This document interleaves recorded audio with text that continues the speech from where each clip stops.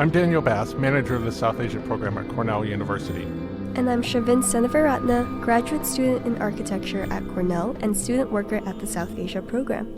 Welcome back to the Next Monsoon podcast, where we examine how art and culture can help us navigate the uncertain future. In Season 1, we introduced you to the scholars behind the Next Monsoon project, which culminated in a conference in October 2023 at Cornell. In Season 2, we'll be featuring interviews recorded during the conference alongside some snippets of conference presentations. You'll be hearing a diverse range of voices from 12 individuals practicing in academia, the arts, and activism, bringing a cumulative approach to understanding climate change in South Asia from diverse perspectives. Our first guest is Llerena Searle, one of the discussants at the conference. Llerena shared with us a few presentations that caught her attention and how they represented the power of storytelling and speculation. Here's Llerena Searle. Recording. Sure. So I'm Llerena Searle, and I'm an associate professor of anthropology at the University of Rochester in New York. Well, welcome to the Next Monsoon podcast. Thanks. So we want to ask, what have you thought of the conference so far? It's been really fun. So my research directly on climate change in South Asia, I see it as sort of allied to the issues here. But given, given the reality of climate change and the frequency with which we're seeing its impacts, I know that my future research will be dealing with this. So I really came to the conference, as a way to understand the conversations that scholars are already having about this issue so that I can be better informed as I start to think about and plan my next research project. That said, there's a lot of resonances that I'm already seeing. I'm a discussant on a panel, and the thing that I saw in the papers, I think, relates to my current research anyway. It's like one of those things where maybe you just always see the same thing in things. But my past research has a lot to do with speculation and the circulation of stories and narratives in various forms, and tracing those stories and then thinking about the effects in the real world. So this was like speculation about real estate. And I see a lot of discussion here already about narrative, myth, stories. What kinds of stories are people telling about the environment and about climate change, and what kinds of counter narratives are possible? And those narratives can take the place of art or murals or poetry or protests, but really thinking in those terms of story and counter story is something that I see as a theme already, and as a theme that also resonates with the way that I have thought about kind of allied issues. The presentations that we just saw this morning, and of course I'm not certain, you have to edit in everybody's names. And then later in the conference, Kajri Jain's paper, which I'm commenting on, is really fantastic, as all of her work is. But she's looking at the site of this sculpture of unity in Gujarat, which is a giant sculpture, and around it are all these sort of touristic activities, gardens, zoos, visual exhibitions, etc. And she's really looking at them as a kind of collection of signs and how they tell a story that brings together the kind of Hindu religious and cosmological with the kind of modernist techno-developmental in a new, assemblage. And that's another kind of really, I think, fabulous example of the ways in which stories are being told. And here I think the story is very capacious. It's not just a narrative or a myth. It's bringing together exhibits and the people working at this tourist site, and the giant fiberglass butterflies and other things at the site, right?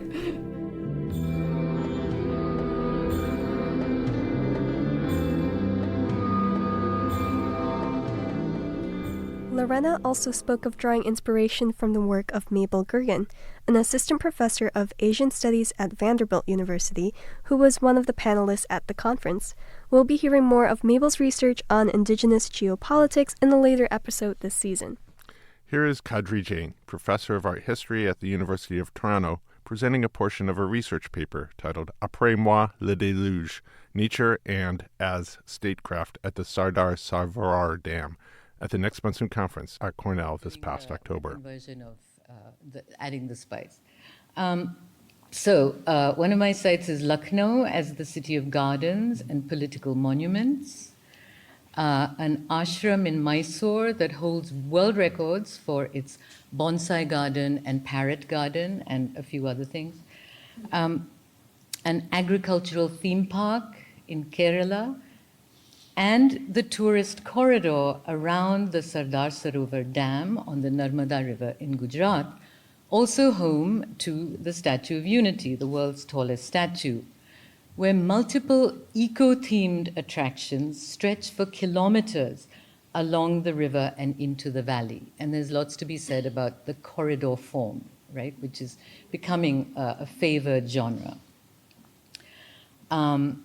So I'd like to use this last to briefly gesture at some of the patterns emerging from my fieldwork. So one is a kind of choreography of land that configures nature as a modality of ethical statecraft, drawing on a range of literary traditions and genealogies of park and garden making.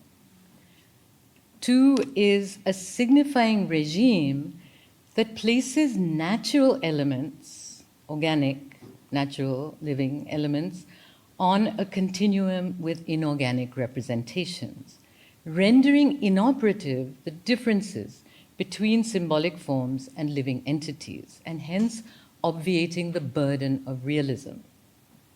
And three, a contemporary assemblage of developmentalism and a retooled Brahminical cosmological hierarchy that unfolds in various modes: scientific, cosmological, primitivist, romantic, neo-spiritual.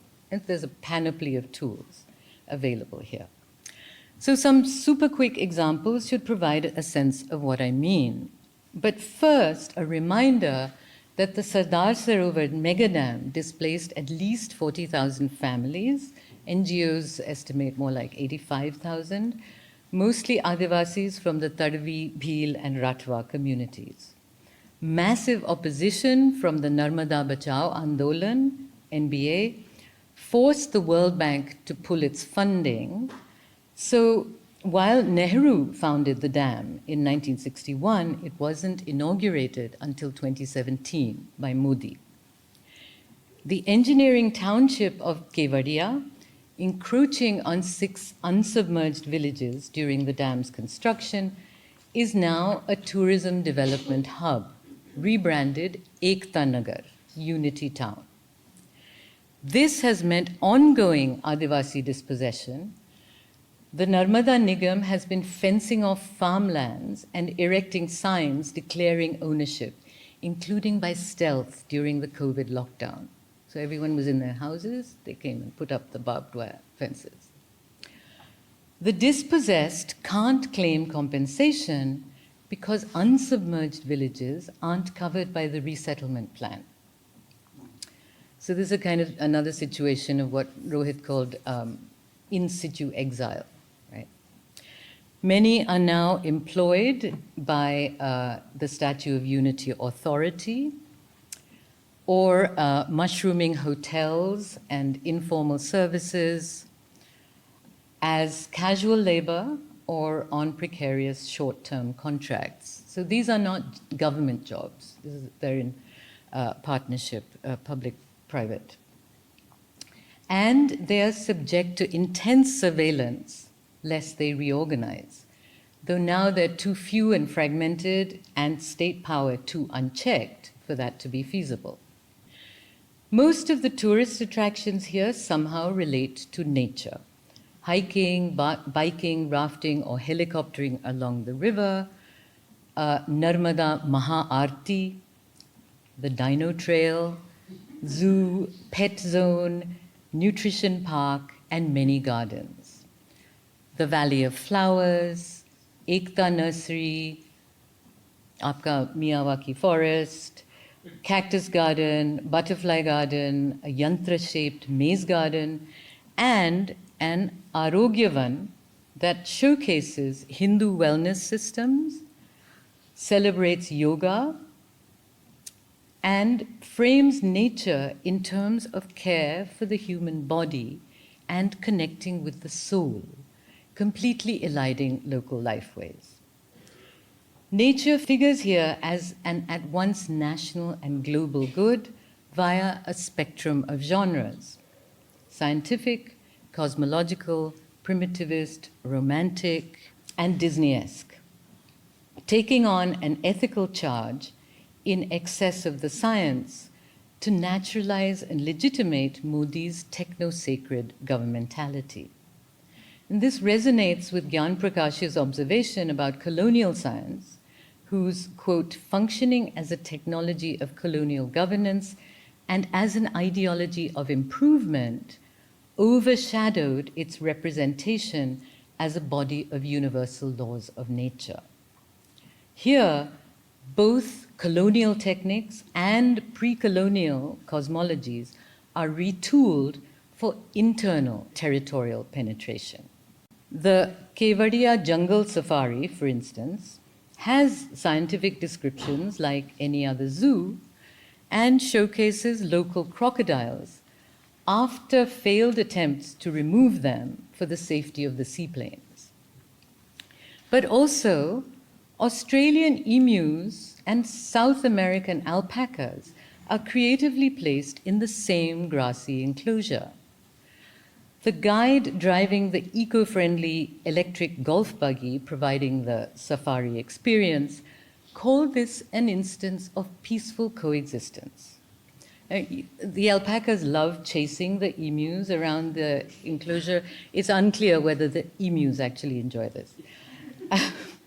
This animal lesson echoes the Jataka and Panchatantra tales, the latter intended to teach princes the principles of statecraft or niti. Both also inform Arabic and Persian animal fables and the Mughal idea of rule as sulh-i-kul, or peace with all, a paradise of plenty manifested in paintings and actual gardens. So Modi and the Gujarat Forest Department, forest people, as Rohit called them, following Mayawati and others, trace a lineage to Mughal and Nawabi gardens, as well as to Victorian-era parks aimed at public health. Here, ethical and scientific aspects of nature coexist, ultimately reflecting the benevolent, all-encompassing wisdom of the sovereign. In this sense, these attractions aren't reducible to Disneyfication, or rather they help us to rethink Disneyfication beyond the secular commodification of space via reified culture. For Disney too uses nature in the service of moral and ethical pedagogy, like the fables of Aesop and La Fontaine. And as with Disney, this ethical and pedagogical charge needn't be transmitted through organic living beings. If the Glow Garden renders nature entirely inorganic through its fabricated light sculptures, this is just one pole of a blurring and oscillation between organic nature and its inorganic representation throughout Ekta Nagar. The figuration of life teeming in the gardens firmly eschews the simulacrum of a primordial wilderness divorced from culture or human intervention. Take the cactus garden, whose exterior wall features colorful fake cacti along with our host and benefactor. Entering through a cactus gate, you see artificial cacti cohabiting with organic ones, and fountains lined with dolphin tiles, or stairs with bird tiles flanked by photographic cacti. More cactus photos adorn the gift shop, whose concrete pillars feature tiles with photographic stones. You can be photographed with your face in a cactus or under a selfie caption with an image of the fake cactus entrance. This play of multi-layered representation continues in the zoomorphic topiary and the animal dustbins, now ubiquitous in Indian parks. Human anthropocentrism is a major ideological component of the destruction of life on the planet, but not the only one. Again, something scholars in the global north often overlook. It comes into assemblage with other forms of hierarchy and other kinds of enlightenment that may not center the human or do so in ways other than humanism. For instance, a Brahminical cosmology whose ordering of beings perpetuates what Mukul Sharma calls eco-casteism. This plays into the at once evolutionary, developmental, and cosmological framing of the area's Adivasi people throughout the tourist experience, and their erasure as the area's existing inhabitants, even as they're conscripted into staging its attractions. So all this serves to either consign them to a phantasmatic elsewhere or to conscript them into the developmental narrative of Ekta Nagar. Thus, the Statue of Unity Museum stages them alongside the area's flora and fauna on the one hand and developmentalist resettlement propaganda on the other. A series of before and after billboards at the Kevadia Jungle Safari celebrates the area's transformation from a dam site to an ecological wonderland. Doubtless the point was to celebrate the project's speedy progress from a dumping ground for debris from the dam, from construction in May 2019, to aviaries and animal enclosures in October. But the effect of this binary formulation of before and after is to erase entirely the question of what came before this before. Before the dam, before the deluge. First, the deluge of state-controlled water, and then of state-orchestrated land and life. Here, the sovereign's utterance, Apres Moi le Deluge, refers not what to happens after he dies, but after he has risen. For this deluge is what he has unleashed. Thank you. That was such a great presentation, and I was super interested in how Kajri started talking about nature and as an aesthetic in the theme park, like her example of the stone being this literal wallpaper of stone. Mm-hmm. That was really cool. Yeah, it was pretty amazing that there's this like Disneyfication element to this space, these like certain theme zones and tourist activities. And unfortunately, it's even more powerful to see the visual slides that she had with her talk. She was, as a professor of art history, she had a lot of wonderful visuals. And if you go to the Next Monsoon website, which is linked in the show notes, you'll be able to see the video of her talk and all her wonderful pictures. That's it for today's episode of The Next Monsoon. Next time, we'll be talking to Farhan Karim, an architectural historian originally from Bangladesh, on his perspective of the conference and sharing urban planner and architect Rohit Mujumdar's presentation on architectures of exfoliation, unmaking urban lives and ecologies. We would like to give special thanks to Sam Lubowitz and Angelica Kramer at Cornell's Language Resource Center for their assistance with recording this podcast. Shavin Senavaratna not only co-hosts this podcast, but is also our editor. South Asia Program Administrator Gloria Lemus-Chavez provided production supervision. Funding for this podcast and the entire Next Monsoon project comes from the National Endowment for the Humanities. Please follow the South Asia Program on Twitter, Facebook, and Instagram at SAP Cornell. You've been listening to music by Gloria Lemus-Chavez and her partner Brandon Kane. Make sure to check out more of their work in the description links below. The ideas and opinions expressed in this podcast do not reflect those of the National Endowment for the Humanities, Cornell's Office of the Vice Provost for International Affairs, or any other official entity of Cornell University. I'm Daniel Bass. And I'm Shavin Senavaratna. Thank you for listening, and stay tuned for the next episode for new conversations and stories on the Next Monsoon.